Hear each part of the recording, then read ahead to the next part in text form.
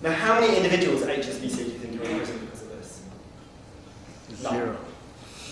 How many bankers at HSBC were kicked out of the bank? Zero. Again, as far as we know, zero. There was a very dramatic resignation in front of a Senate committee, but it turned out the guy had just been moved sideways and has now moved to the cooperative bank, where I'm sure he will thrive. Matt Taibbi, a US journalist, has coined this phrase, gangster bankers. And at the core of his argument is that if you are rich, if you are within the city, and if we define the city as broadly to encompass the kind of financial sector, the financial elite, you have a free pass. You can be involved in financing and sustaining a war in Mexico that killed 35,000 people during the time that the HSBC was laundering this money, and you will get away with it. If you are a petty drug dealer on the street handling a very small amount of drugs, you can potentially end up in jail for your life. If you're a banker, you can walk away with very little coming back at you. The big Swiss bank, Credit Suisse, was fined, again, multiple billion-dollar fine for helping US tax evaders evade the IRS. On the day the fine was announced, the CEO of the bank said to reassure shareholders, this fine will not have a material effect on the bank. So just to kind of pick up on some of the themes that Richard started with, I think one of the key things we need in this world around holding the city to account is holding senior managers responsible for the actions of their institutions.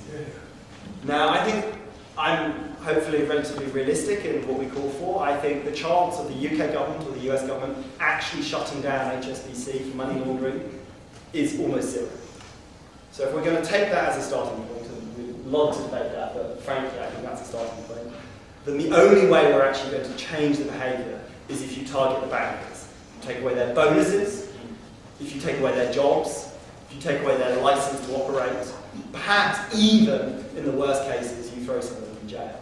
I think without that personal accountability, banks are just going to continue to do what they've been doing for decades. And then the other area where we need progress is around financial transparency.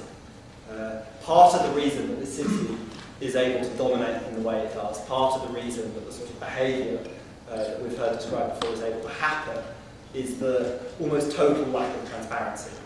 And I just come back to this idea of the company. At the moment you can create a company and have it owned by another company and a nominee and maybe a foundation. And it can be almost impossible to find out who is behind this company, who is behind the structure that is out there wreaking havoc in the world. So one of the campaigns that I've been working on is to try and get much more information into the public domain.